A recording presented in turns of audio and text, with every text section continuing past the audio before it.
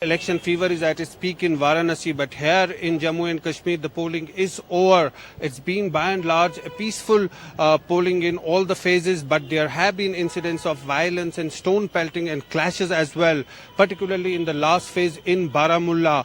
Not just on the polling day, but even after that we saw violent clashes in Baramulla, in Sopore, where protesters clashed with the police. But what's happened for the first time perhaps is that all those who had voted were targeted by the youth, who were very angry. They were checking their fingers for the ink marks, and then they were subjected to violence. Clearly it sent shockwaves in Kashmir. All the political parties are unanimous in condemning such incidents, and also this has thrown up a big challenge for the security forces. Here is our report. Branded traitors for not heeding a boycott call. A Kupwara resident beaten with sticks and forced to strip after a group of youth found an ink mark on his finger.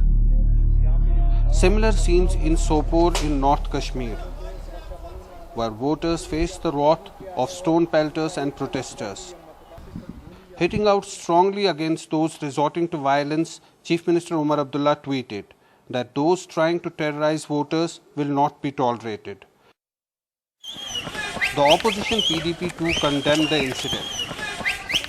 This is highly condemnable, shameful outrightly, and this adds a very new dangerous element into Kashmir situation. These incidents come a day after voters in Baramulla exercised their franchise, where a separatist call for boycott reflected in the dismal voter turnout. Though in Kupwara district, it was an overwhelming 60% plus. Police say the perpetrators have been identified and arrested.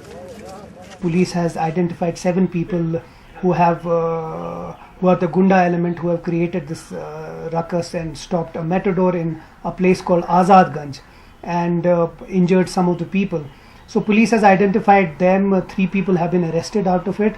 Though hundreds of youth were rounded up before the polling, but this did not stop violence from taking place. And the target this time were the people who had cast their vote. Clearly, more need to be done to prevent such incidents from happening in the future.